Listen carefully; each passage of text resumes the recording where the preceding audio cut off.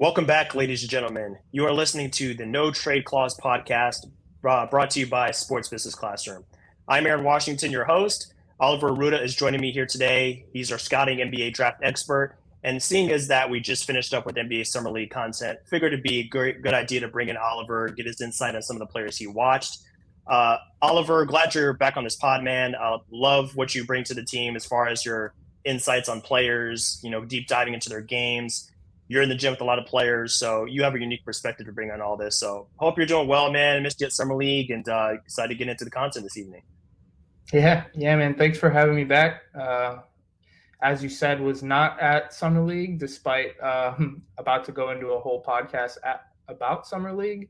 That being said, I think it's this year, as opposed to actually being in the arena, I was able to focus way more on the games and actually have some strong takeaways about players. I feel pretty solid about evaluations I've made because believe it or not, these games can be easier to take in through a TV many miles away. Because when you're in that arena, for the people who have been to Vegas, there's a lot of distractions, a lot of things going on around the game, whether it's networking, different activations they have around the concourse, as a quality fan experience should have. So it was really good to actually take in the basketball, focus on it this year more so than others. So I'm excited to kind of run through my takeaways and ready to get into it. Point on the different perspective from Summer League that you gained this year. I feel like it's going to be interesting conversation to see what I have on my end versus yours, because we're approaching the same coin from different sides. So I was in the gym, in the arena, watching some of these guys. As you said, you were at home watching it. And I mean, I agree. I think you probably got more out of this than I did as far as just the scouting perspective. Because like you told us on a call, I think it was just recently, the No Trade Clause team, we were talking about having your head on a swivel when you're watching these games if you're in the arena, and you're not necessarily doing that if you're at home. You're just kind of zoned in, focused on what's going on. So that's definitely something to keep in mind for everybody watching this. But with that said, let's dive into it. Episode 74. These are going to be our top scouting results from NBA Summer League. As I said before, different perspectives, but they're for the same players. We both have a few interesting things to say about these guys. We just want to see where they've improved their games from the draft or from college or wherever they played for last season. And then maybe anything they need to work on, this, that, and the other. We'll get into all that here. So before we dive into the player specifically, Oliver, wanted to look at this from a macro view. So look at this from the perspective of Summer League as an entire entity. And then, of course, the teams that were participating in Summer League. So just to kind of get things started, I wanted to ask you which teams stood out to you from Summer League, teams that interacted really well together, that had a lot of continuity, in your opinion, guys that just seem to kind of know what to do on the court, whether or not that was reflected in the win-loss record. I mean, sometimes it is, sometimes it's not. But who as a whole stood out to you before we dive into individual players here? Mm-hmm. Well, this might be a bit of a cop-out answer for some, but I truly stand by it, where I think the teams that were in the playoffs and actually playing for something at the end, I think those were the teams that not only on paper, but also just combing back through the tape and watching them, go through their half-court sets. The teams, that were in the playoffs really stood out to me, specifically the final game between Cleveland and Houston. I thought those are the two teams that definitely deserve to be there. And so I guess I'll kind of just go through those two, and then maybe if you want to add any others at the end. But Houston specifically, I mean, they came out with a ton of young prospects on their roster. The one of the organizations that has a lot of gas in the tank for this time of year in terms of firepower, young players that are hungry for this opportunity, whether they've recently acquired them through the draft or they're looking to fill out the rest of their roster. with some value players. But you get going in the first few days, and immediately Jabari Smith and Tari Eason, you just know that they're it pops that they're too good to be there. So they do their work For early, sure. they get shut down, and it's all good and well. They show the signals they need to prove to everyone how they're progressing, and specifically for Jabari, the future within that organization and his role moving forward, as Houston is clearly looking to take a jump this season in terms of their record and their ability to compete. Look for him to play a big role in that. But even those guys aside, Cam Whitmore had an excellent summer league. I think reading through Twitter and every major headline, that will be a takeaway for a lot of people. For me specifically, it wasn't necessarily anything new that he did, anything exciting in terms of something you could watch on tape and be like, oh, like I didn't see him do that before. I didn't see him do that at Villanova. I didn't see him do that, with Team Mello on his AAU circuit. But I think it was just how his game translated. The things that were his bread and butter in grassroots and for his one season in college, it translated quickly to the pro level as well. I guess my one gripe with his performance is I felt like he might have been a little too reliant on his like three ball, whether it be off the catch going into one dribble or in a longer like ISO situation. I really feel like his bread and butter is getting to the cup and using his combination of his physicality and his ball handling to create advantages, and that's when he's at his best. And those are the skills that really popped and translated. And ultimately, what got him an MVP like in this league, like it translated very quickly.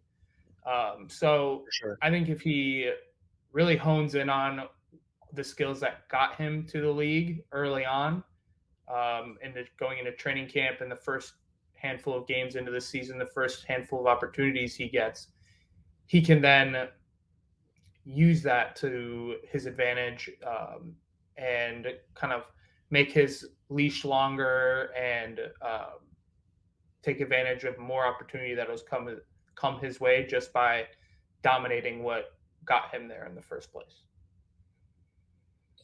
I totally echo that point when it comes to Cam Whitmore. I just looked up his 3-point attempts per game summer league. It was at 8.2 for the 6 games that he played, including the championship game. Just as a reference point, a guy, Sam Merrill for the Cavaliers, who they played against in the championship game that we're going to discuss in more detail here in a little bit, he attempted 10 threes per game. He attempted 10 for the championship game and then 11 for the summer league in total. So he was far above the average. I mean, your average, you'll see somewhere between 3, 4, 5 threes a game. Cam was definitely above average, and he only shot 28% on those 8 3-point attempts per game. So I'm with you. I think he sapped a little bit of offensive punch from the Rockets overall. Obviously, it didn't have too big of an impact because they made it the championship game, almost won the championship. But when it comes to his game, I mean, he definitely needs to get downhill more.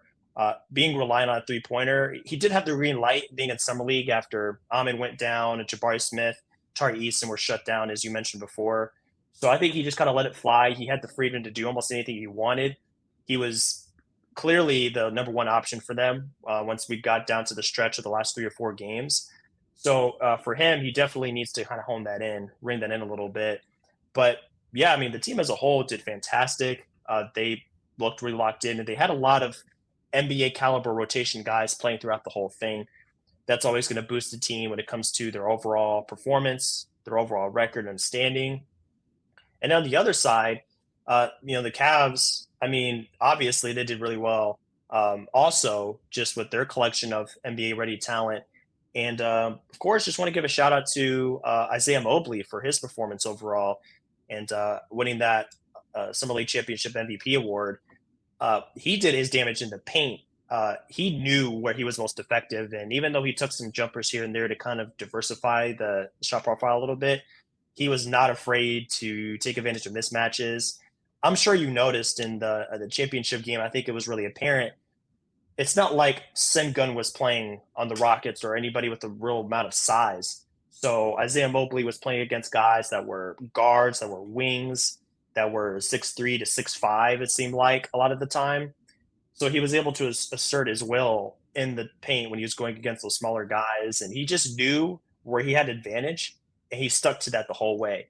So got to Mm-hmm. applaud him on that one. He knew where he had a leg up on the competition, and he didn't waver from that. So I don't know how that translates to the regular season. He's not going to be able to rely on that as much, just being bigger than the opposition and muscling his way to the rim.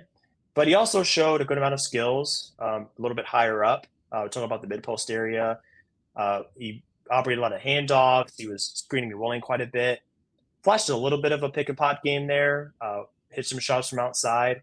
So his game is solid. I don't know how much run he's going to get for the Cavs in terms of playing for the upper league team, but his game is solid. That translated really well to the Cavs. Cam did the same for the Rockets. Those two guys were linked in really well.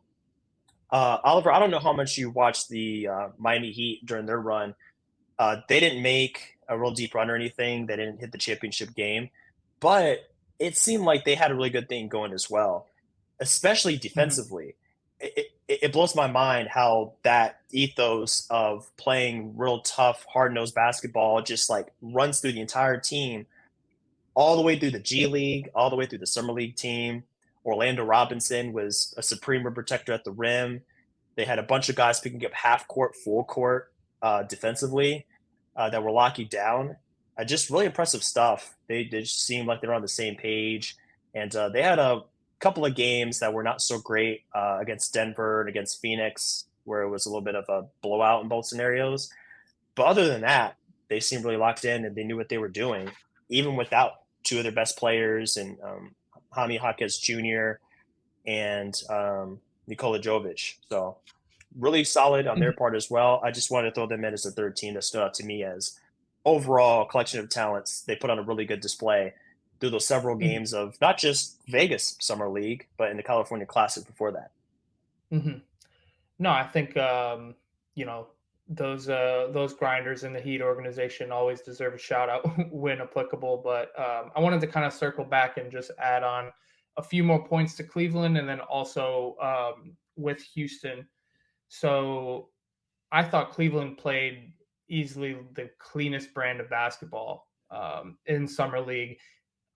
This time of year it can be pretty difficult to be unselfish, right? For these players, most of these players are fringe NBA guys. They're all fighting, clawing for jobs, and they get on the court. They want to do everything possible to stand out to the coaching staff, not only their own within their organization, but all the other NBA executives and scouts watching these games.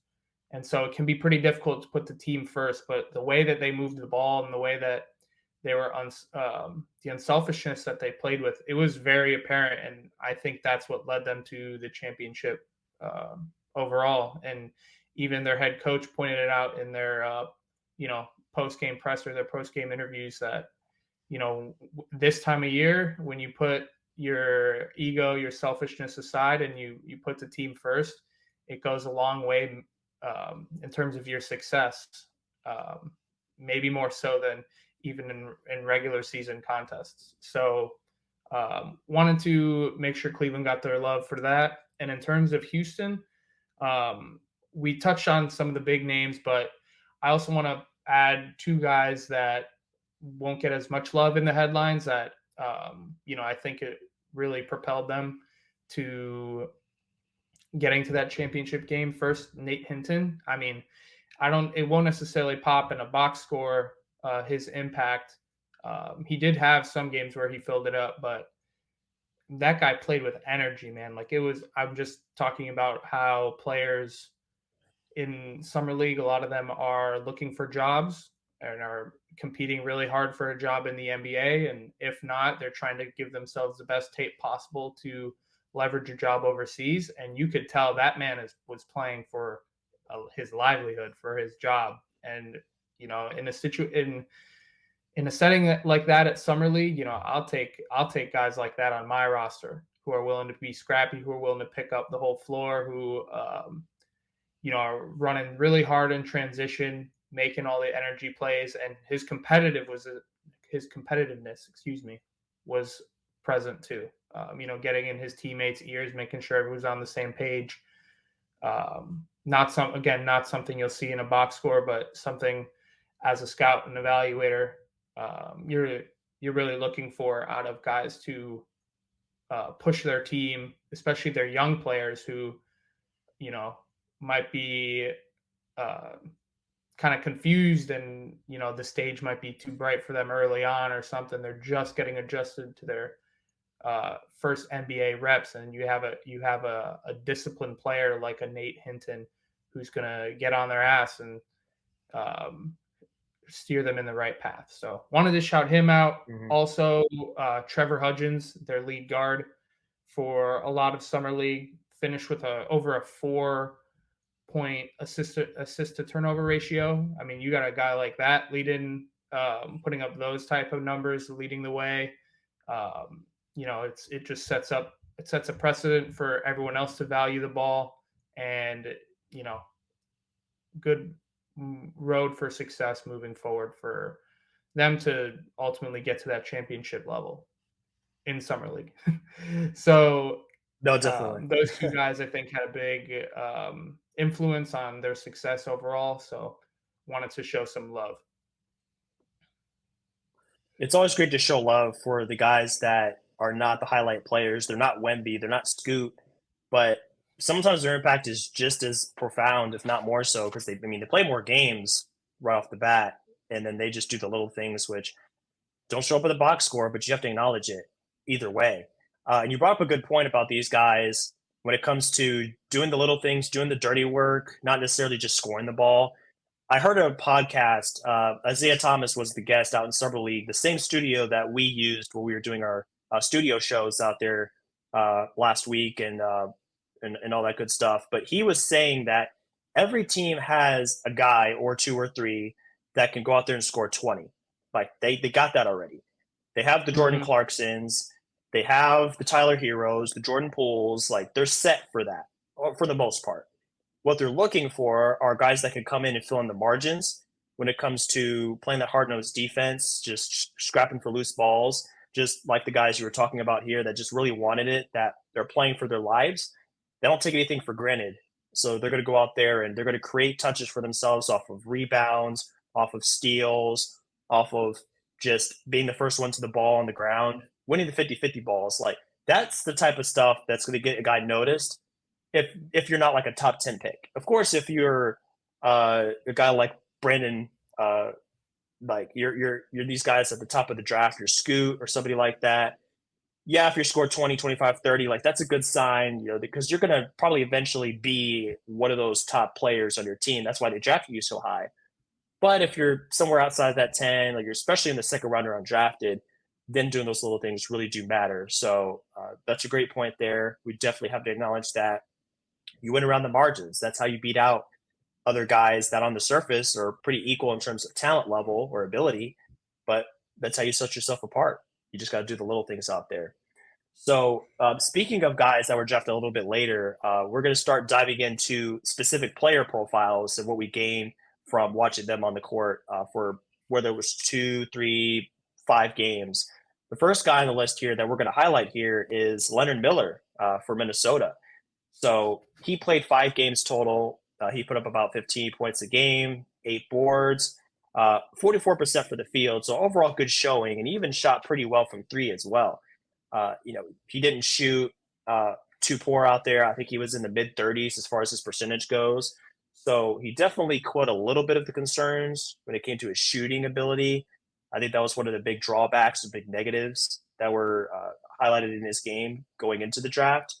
But I think that Minnesota got a steal. I mean, I was impressed by what I saw from him as a guy that could be a point forward for these guys at 6'7", 6'8", being able to drive it to the lane, create some shots on the inside.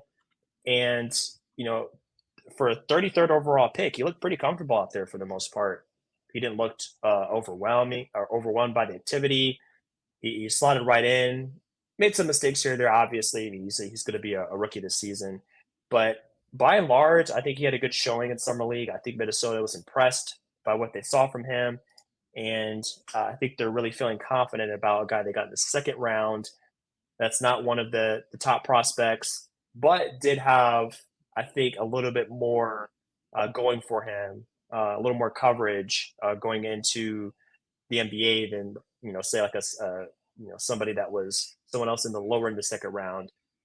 Just coming out of the G League Ignite gives them a little bit more of like I think a springboard because they're well known and they're on a bigger scale than some international team that nobody's watching. So, what did you gain from his performance in summer league, and how do you feel about his potential going forward for the Timberwolves?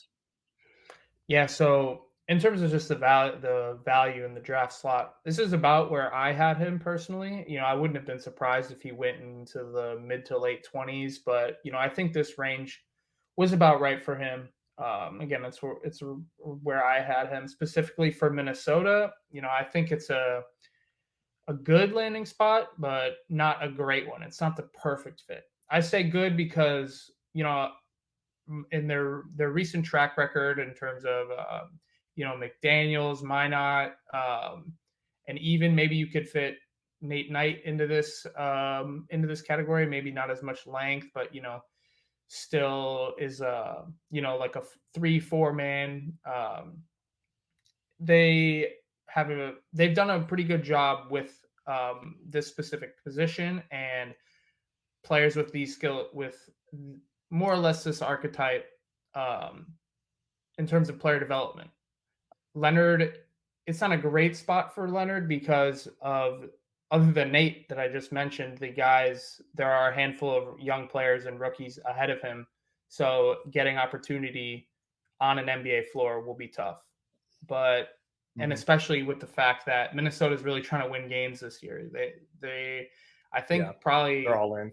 face the most pressure among any team really in the NBA to start winning games based on their recent trade history, getting Gobert, and how top heavy their salary cap sheet is. Mm-hmm. To start churning out a winning product. So for young players, it can be difficult to see the floor. But I guess given their recent player development track record, he should be in a good position to improve his game. Now, specifically from a shooting perspective, I guess at the start of his G League Ignite season, I remember seeing a bunch of mechanical errors in his shot. Hitches, timing was off. It wasn't really. It was far from a pretty looking shot. And then going through his 3-point attempts in summer league, I've seen significant improvement. And I guess the one weird thing that I noticed on his shot now is he tends to kick out a little bit. He's got like a standard base, but he'll kick out almost as if he's trying to draw a foul on every 3-pointer he takes. Mm-hmm. Um, and that could lead to balance issues, which ultimately lead to an inconsistent jumper. So that being said, if that's one of really the only thing I'm talking about right now, versus if what we had this conversation, and whenever the G League season started this past season, I would have gone on about way more issues. So if he's able to make as much progress as he has thus far, there's no reason for me to believe that he won't continue to make progress and the jumper will ultimately be reliable on an NBA floor. So I am confident he's For able to sure. figure it out. Again, let's just hope he's able to find those opportunities in Minnesota, despite them trying to win games. No, for sure. I'm glad you brought up the landing spot. I mean, that's really important to consider when we're talking about any prospect, any guy that's going to the draft. It matters a lot, and it can really make or break the first few years of a guy's career. And I mean, yeah, it's definitely not ideal for him. When you look at what they're already kind of working with, the spacing is at a premium automatically if you're got a guy like Gobert and all of your big time rotations that play a lot of minutes. So that's already kind of an uphill, but luckily re-signing Nas Reed helps a little bit with that. Cat could definitely slide to the 5, so it helps a little bit as well. So I think I'm with you on what he brings to the table. It's very solid. It's very good overall. Uh, Got to work on that shooting a little bit more. He needs to clean up some of the other parts of his game around the edges. But really good prospect, and I think Minnesota has definitely got a good player based on what he shown in summer league. So really excited to see how much time he gets. Like you said, it might not be a lot, but I expect him to come into summer league next year. Play a second year and have a Tari Eason, Jabari Smith type of performance where he comes in, plays 2 games or so, and shows like, hey, I'm on this level. I'm out here, I'm dominating. I need to be here, and goes on his way. So that'll be something to kind of keep an eye Yeah, on definitely as he gets possible. minutes. Yep, for sure. So the next player here, his profile is a little bit different, actually a lot different than Leonard Miller's. He's not a point forward. He's not a guy that's going to dominate with his size. He's not 6'8", 6'9". He's a little bit smaller, and he does his damage from the perimeter as opposed to inside the paint. But Sam Merrill is a guy that I started to take notice of as the Cavs made their run. They got deeper. They won more games. They got into the playoffs, into the championship. I saw a lot of shades of Max Strus in his game. I saw him continuously running. A lot of their actions involved him relocating on the corner, at the wing, just really taking advantage of the fact that he's a great shooter and just making space for the guys like Emoni, guys like Isaiah Mobley that were operating in the paint. And he shot really well during his tenure, 20 points per game in 5 games at 44.6% from three. And like I stated earlier in the podcast, he was taking about 11 threes per game. So this is a large sample per game that he really had a high performance in. So, for me, I took notice of him just because he seemed like he was always in the right spot. He was spacing the floor in such a way that it made it easy for his teammates to find him. And then, of course, he's knocking down shots, contested, uncontested, whichever way he was making it happen. So he was super efficient. He's a smart player. He knows where to be on the court at all times. And the interesting thing for him, according to our cap sheets on NoTradeClause.com, I mean, he's not guaranteed for 1.9 million, just under 2, and it's not even guaranteed until January 10th. So that's something to keep in mind. It's a very late guarantee. I would expect that his odds of being guaranteed are a lot higher after this performance. I mean, he helped the team get to the championship and win the championship. And I wanted to bring this up to you in terms of, if a team makes a run similar to a run in the NCAA championship, we see all the time that guys' draft stock rises if they make a run like that and they continuously play well through that run. I want to get your opinion on whether the same applies in summer league. If a guy has more games, more good showings, they play on a bigger stage, they do well, I think it can help them in terms of, of course, not like, oh, you're going to be a starter or anything, but a closer look in terms of guaranteeing their contract, playing a few more games on the Cavs as opposed to in the G League, things like that. So I feel like it could really help them in that regard. Possibly play a little bit more, still not a ton, because I don't think he's gonna has that kind of impact where he can play big minutes. But I think it boosted his stock for sure, just playing that well and then hoping a team win. He's a winning player. He does what's needed to win, regardless of what that is. So just want to get your thoughts on that, and then see if you had anything to add as far as his game. Yeah, in terms of the championship run and any added visibility it brings. I mean, generally it's a good thing, right? But I think similarly with players who make a deep NCAA run, it's not everything. Like it should be, if it were everything, a guy like Andre Jackson would have been drafted, way higher than what he was in terms of the impact that he had on UConn's championship team. So it's just more more context,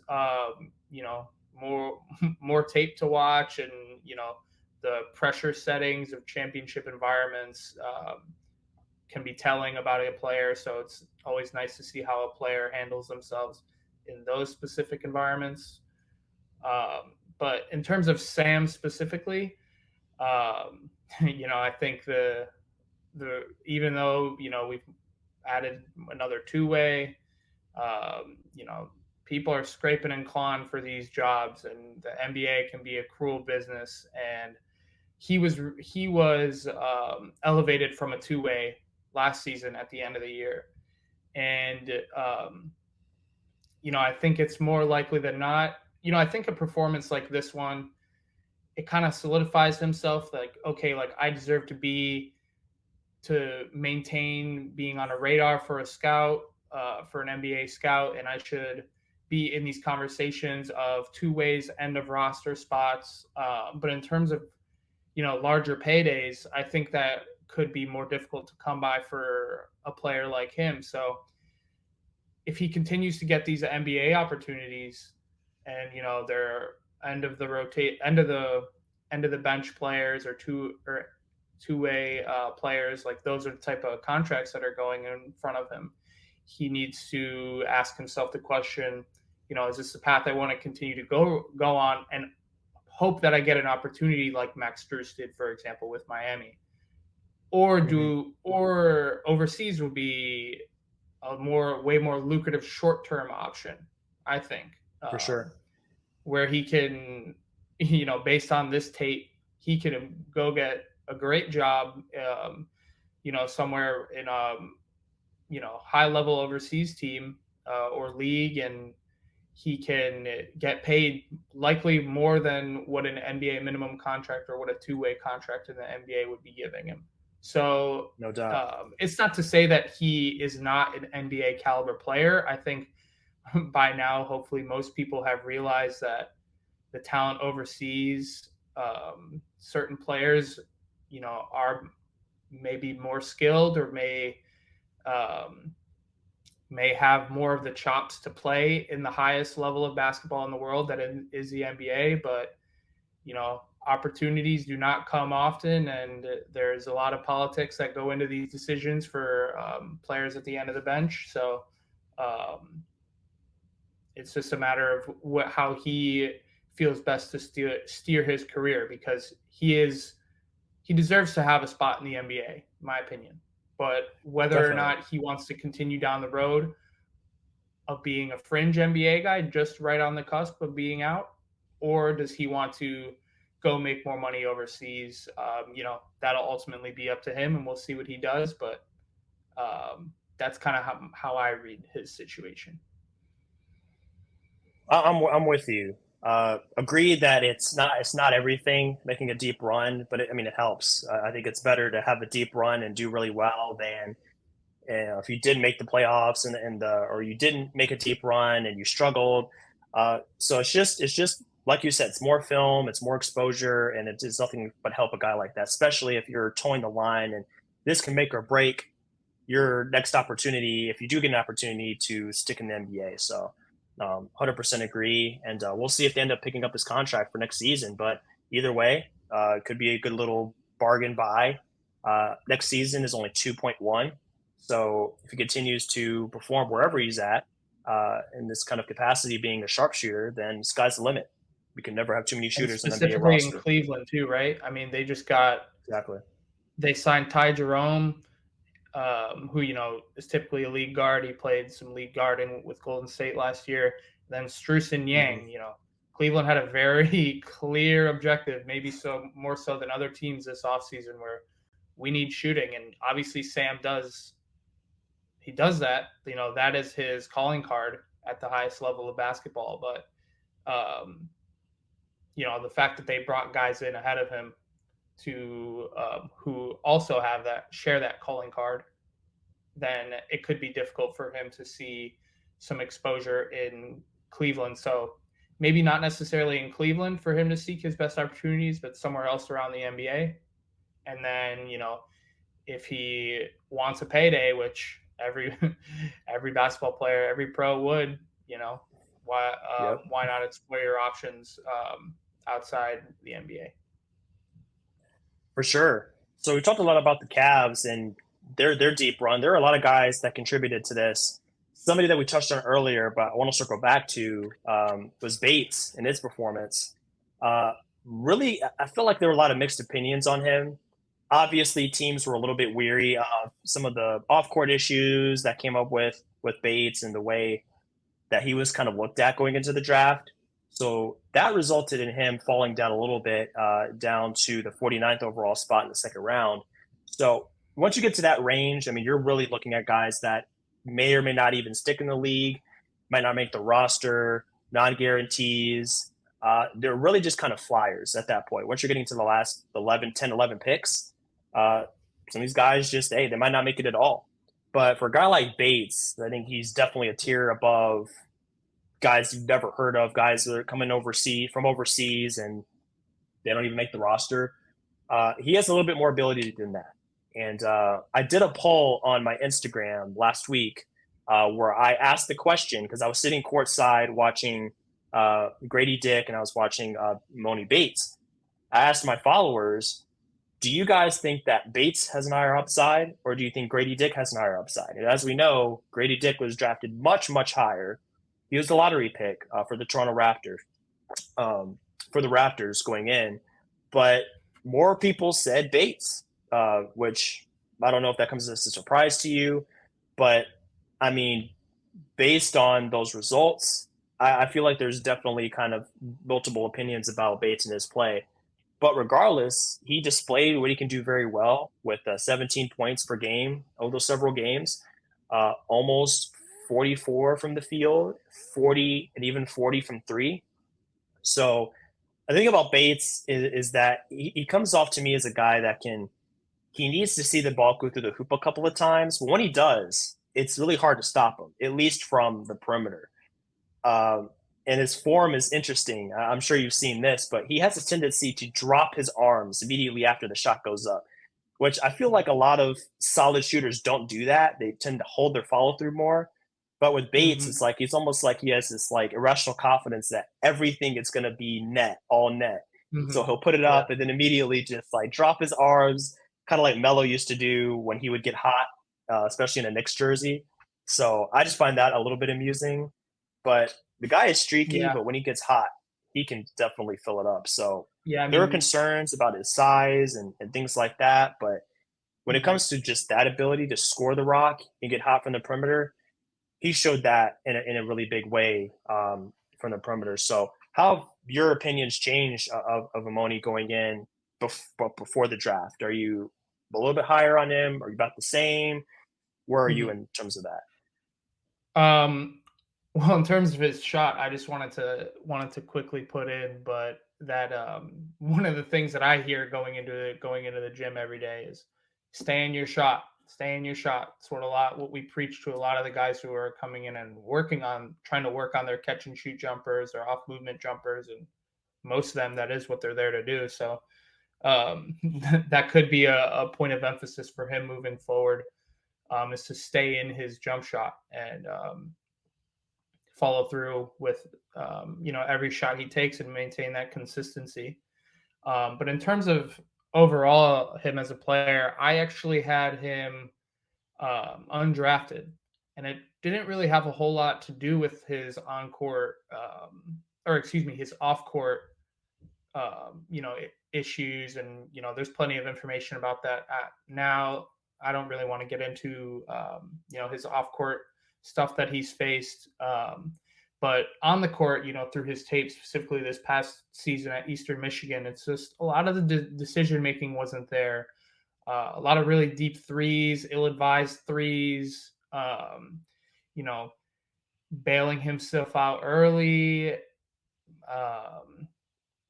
And again, it was a lot of those where he's taking a super deep three and he's just like, getting to his release point and then just bringing his arms down super quickly. So, and on top of it, Eastern Michigan, it's a school in the MAC, it's a mid-major. You'd think that he would have his way in that conference, and Eastern Michigan would be doing really well. But they actually finished near the bottom, if not at the bottom, of the MAC this year, and had a quick out in their conference tournament. So, if you've got an NBA prospect in a conference like that, you would expect him to hold his team to a higher standard. We just didn't really see that out of Eastern Michigan this year. I mean, granted, obviously it shouldn't completely fall on Emoni. There are plenty of other things to consider: his teammates, his coaching staff, the resources that they have at Eastern Michigan. So it shouldn't all fall on him. But it is something I think to note.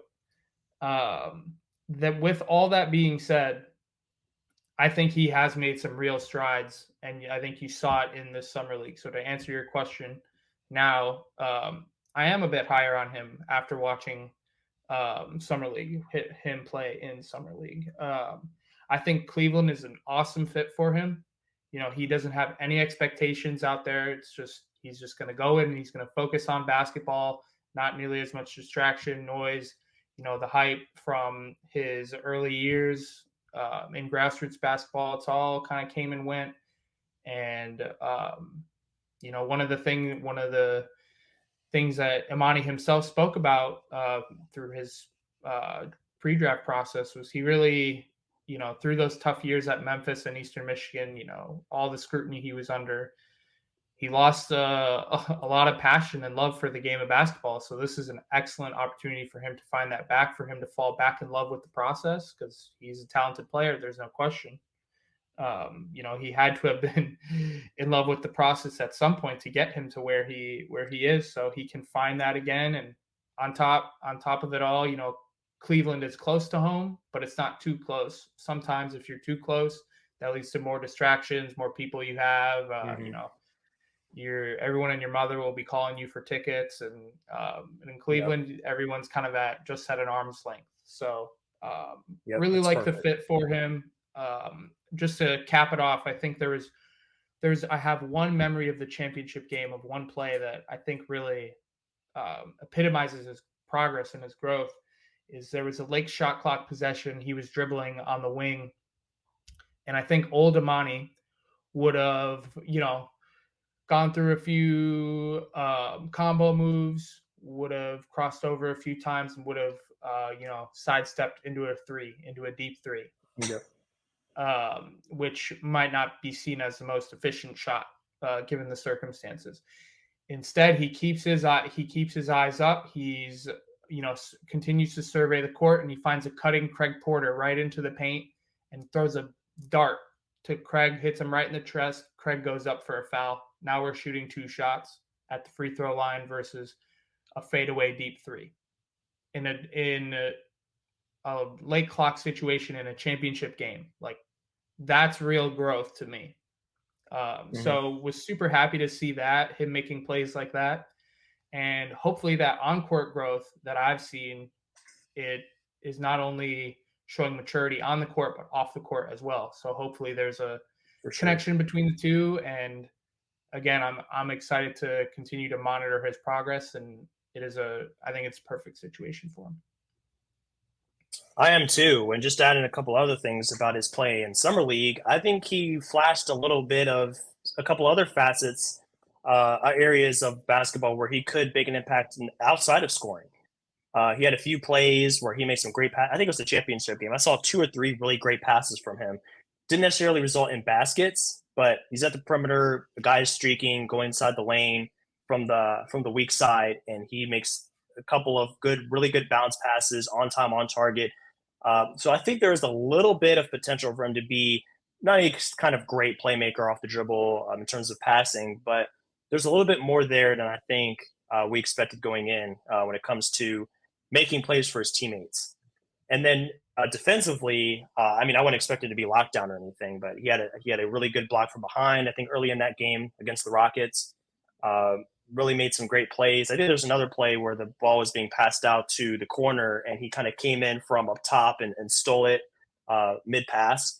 So there are a couple of plays in there that were outside of scoring that I think gives the organization, fans a little bit even more hope when it comes to how he can impact the game. Not just going out there and scoring 15, 20 points, but doing a couple other little things. So to your point, I think it shows maturity, it shows growth, and I think he's going to stick around and have a good, solid career as long as he keeps good head on his shoulders and continues to work hard and develop his game and just get a little more discipline. He's going to be a fun guy to watch for sure. So I'm definitely going to be a look out for that. So one last player here that we can highlight. So let's look at Jordan Walsh here to kind of wrap the player section here. So Jordan Walsh is a guy that came in, going back to the comments about defense. We're looking for him to have that kind of impact for the Celtics. And he definitely had that through the games that he played in Summer League. And that was very impressive. I was definitely impressed by that display of defense. I got to watch him, I think, one or two games in person, and it definitely stood out in terms of his length, his activity on and off the ball, just being a pass, just being all over the court, making life difficult for a variety of players in different positions. That definitely stood out to me. Uh, the offensive part of his game, which obviously is going to need some work, a little bit unrefined. I mean, doesn't have the best handle. Uh, Definitely needs work on his shot. I was watching a YouTube video on his performance in Summer League, and he shot. I believe they were saying he didn't shoot very well at all when it came to those catch and shoot opportunities, which is where he's going to need to find a little more success if he wants to stick in the league. It's pretty much can't have a career in today's NBA if you just bring the D with no three. They got to be together in some form or fashion. So good things from Jordan. I think he had a solid summer league. Definitely needs to shore up a little bit more of the offensive part of his game. But I think for where he was drafted and what he brings to the table for that team at the back end of the roster uh, is is impressive, and I think it's worth monitoring. So I like what I saw from him. Uh, as far as what you saw and where you think he could still improve, how do Mm-hmm. you feel about Jordan Walsh? Yeah, I mean, again, I wasn't at Summer League, but based on what I was reading in social media, it really seemed like people were leaving there, and he seemed to be the talk of the event. So, really happy for him, excited for him. Uh, and I think if you scouted Jordan Walsh well before Summer League, with his time at Arkansas, like, you knew that defense is what was going to get him on an NBA floor. He has incredible length. It's functional. He's very switchable on defense. Like, it was just going to be that's what's gotten him to this NBA stage. And I think that his offense now is what's going to be able to prolong his minutes. So the defense, generally, I think my rule of thumb for really most rookies is if you're fighting for minutes, defense is what's going to get you the opportunity, your ability to hold your own on an NBA floor defensively, and Mm-hmm. then what you can add offensively is what's going to turn 10 minutes into 15, 15 into 20, and then ultimately for you to be a consistent role player in the NBA. So I think the same Right. rings through for Jordan. He's going to get I think he'll get his rotation minutes pretty early on. He'll get his opportunities early on because of the defense and the energy he brings. And then, as his offensive game develops, which clearly we've seen at Summer League that it's there, and there is a good foundation for him to work on. I mean, I haven't watched too much of his grassroots tape, but I'm sure Boston and the other teams that were interested in him looked back into that tape because he had to serve a very specific role at Arkansas, and with his grassroots film, I'm sure he showcased more of his ability on the offensive side of the ball. So excited for him to continue to get his opportunities and to take advantage of them. I think him and Andre Jackson in Milwaukee are in two very similar situations where their energy and their defense, a lot of the intangibles is what's going to get them on an NBA floor to start. And then what's going to keep them on the floor to extend their minutes is going to be how their offensive game develops. They're going to be able to serve as quality connectors within their offense for their star driven teams. I mean, both of these teams have offenses that run through very specific people. And so their ability to be a connector within those organizations is going to be huge for them early on. The quicker they get a hold of it, the more opportunity they'll have. So their offense is going to be key to their growth early on. In addition to obviously bringing to the floor every day the things that have gotten you to this point. What's up, everyone? It is just me now. Aaron had to go off and dip out of the podcast a little early, so there were a few other points I wanted to touch on regarding Summer League this year. Wanted to make sure we got them out at the same time. So this is going to serve as a part 2 of our previous conversation. Should only be about 10 minutes extra, give or take. But yeah, I'll be going solo dolo for this next segment, so stay tuned. And I'm back here, gonna take you through 3 segments, 3 things I wanted to touch on. We got a player I wanted to speak on a little bit further, and some added news regarding the developmental system of the NBA, the G League, and the Suns getting a new team that I wanted to touch on, and I thought it would be relevant in this portion of the show. And also, there were some surprises I wanted to finish with as well. There was a lot of good in summer league, but I think I need to point certain things in a direction to light a fire under a few prospects, a few players that I thought underperformed and might need a bit of a wake up call. So let's get into it. But the player I wanted to speak on first and foremost was Orlando Robinson. He had an excellent summer league with the Heat, put up some, stellar performances, stellar scoring outings, averaged over 20 points a game, was shooting the ball decently well. And this kind of begs the question, what's next for him? The Heat, I think, really value this time of year, being that they participate in the California Classic, when many other teams don't participate in the events leading into Las Vegas Summer League. It is all optional, and the fact that they opt into it even more, especially having to travel across the country for it, it shows you that they really value this time of year. And we've seen players perform exceptionally well this time of year and it carry well into training camp and ultimately into rotation minutes into the season. I mean, Haywood Highsmith is who we had on the show, friend of the show, is an excellent example of someone who has really taken advantage of this time for Miami. And, the coaching staff takes notice on not only what they do on the court, but their leadership. Orlando, now being a second-year player, has an opportunity to lead a group.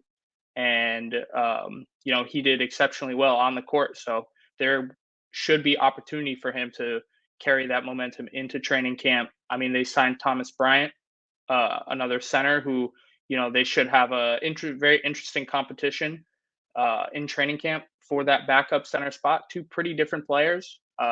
Thomas, I think, might be a little more of a drop big, and Orlando has shown, whether it be in the G League in Sioux Falls and most recently in Summer League, he's interested in taking kind of those trail threes, maybe stretching it out from the dunker spot into the corner.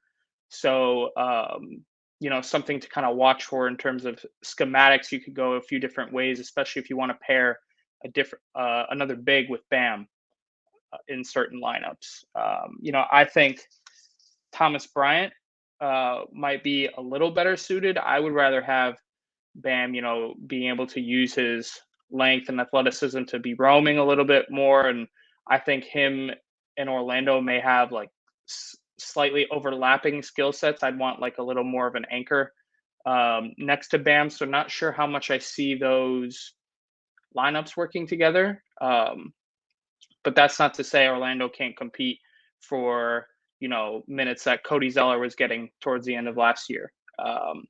So something to keep an eye on with him. Again, had a stellar performance in Summer League all around. And next, I wanted to briefly touch on some news that was put out after Summer League wrapped up about the Suns getting a G League team.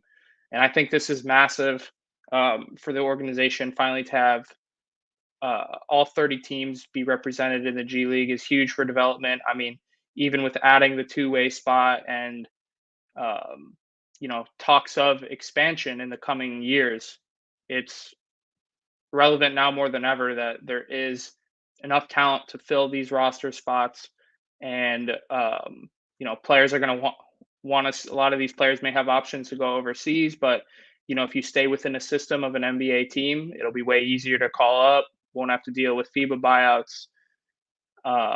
Can learn an organization truly from the ground up, and it's super valuable, especially for going into events like Summer League.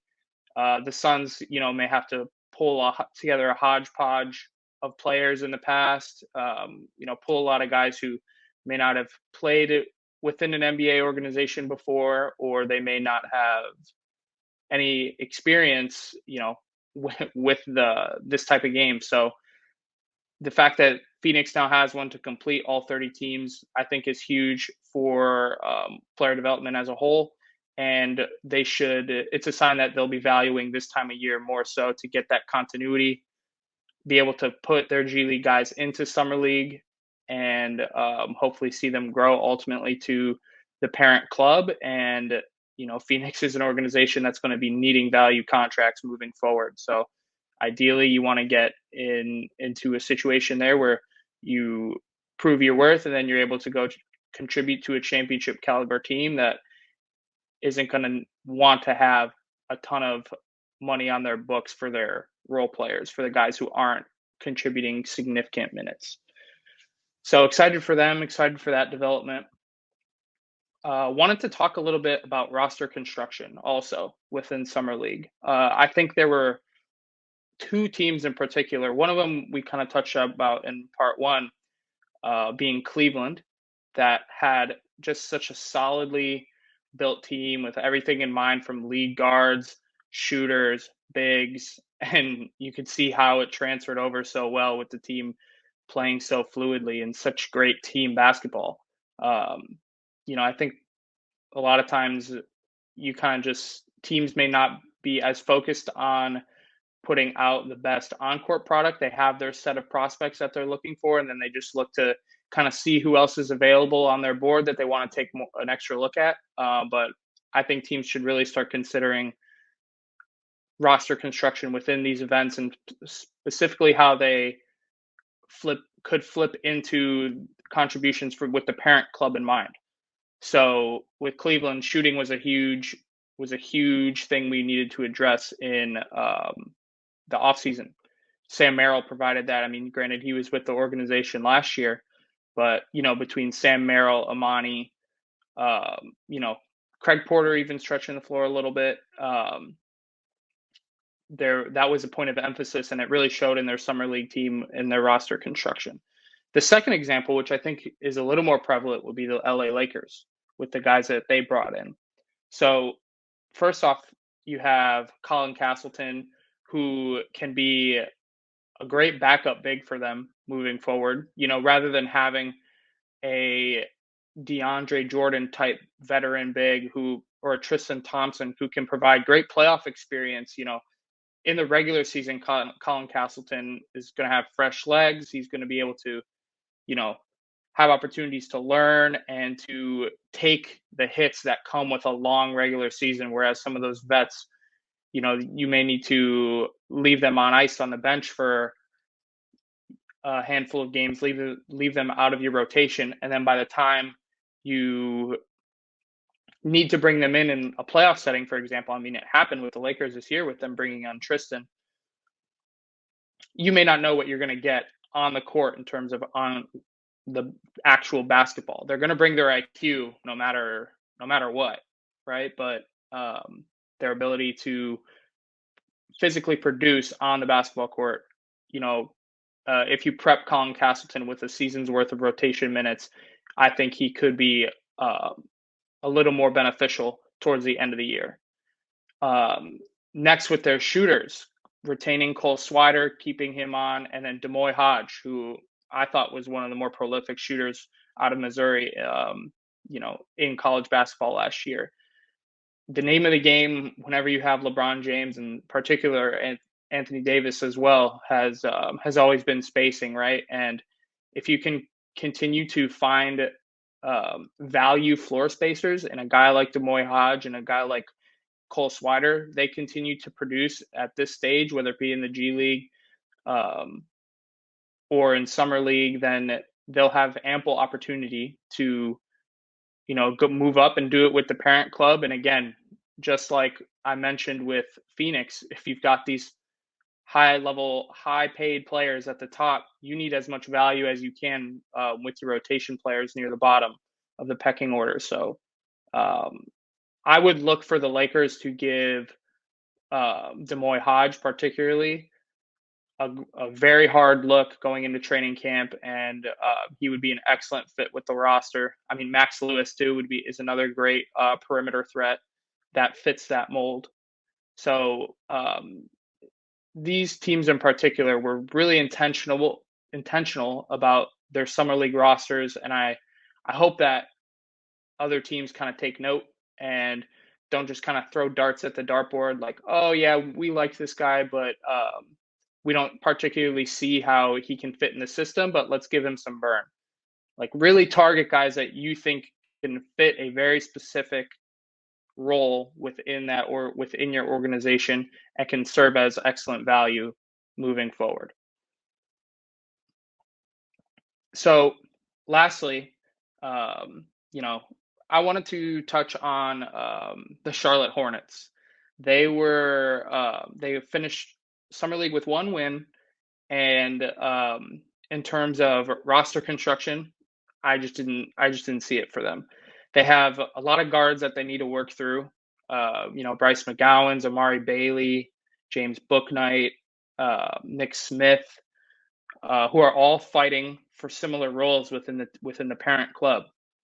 And I really wish, based on their previous season and the situation of some of those prospects, I really wish they came out with more juice in Summer League. I don't think anyone on that Summer League roster other than Brandon Miller really has job security or in a year from now. Guys like James Bouknight, JT Thor, they have their options picked up for the coming season. But beyond that, I think there's going to be a legitimate conversation as to whether we're going to look into this final team option or not. And before you know it, there could be a situation in which those guys need to get aggregated into a trade, and they might just be seen as salary matching for whoever the team that they're going to. Before you know it, you get waived, and who knows. So I really wish some of those players came out with more of a fire. In the first part of the pod, we talked about Nate Hinton a bunch from Houston. Like I said, that man was playing for a job, and I really didn't feel like anyone with Charlotte was playing like that and played with that attitude. Again, like, I wish they did. And to further emphasize that point, I pulled some of the cumulative box scores from the Hornets this summer league, and Nick Smith, Brandon Miller, Bouknight, Amari Bailey, all of them had greater or equal to more rebounds for all of summer league than a guy like Kai Jones. And granted, Kai, they've really just used Kai as an athlete so far. It hasn't been a designated role position, and he does have great athleticism, but it hasn't proven to be super functional yet. Other than showing off some cool dunks, a cool dunk package. So I think that stretch of draft picks, I do think in order for this team to progress, it needs to be sorted sooner rather than later, to not only free up their books, but free up their rotation minutes for the guys that they most recently drafted. I think Amari Bailey might have been the brightest spot out of the guard room in Charlotte. And so between Amari, Nick, James, you're going to need to, and keep in mind, they already have a group of veterans or guys who have been in the league for the past few years at the front of the pack with LaMelo and Terry Rozier. So not a lot of minutes to go around. Figuring all these things out sooner rather than later, I think, should be in Charlotte's best interest. So I really hope they can get to that. But yeah, those are about my final thoughts for Summer League. Again, just wanted to make sure we get that in with our first pod, so everything comes out in a timely manner. But yeah, thanks for tuning in. Be tapped in with no trade clause. Moving forward, we continue to update our cap sheets with every transaction going on. Everything from two ways to E10s. We won't be putting E10s on our cap sheets because they don't affect the cap, but we will be, mentioning them throughout pods and, keeping track of who ends up where to ultimately be able to put together a bit of a tracker moving forward on our site. So stay tapped in. Thanks for tuning in. Peace.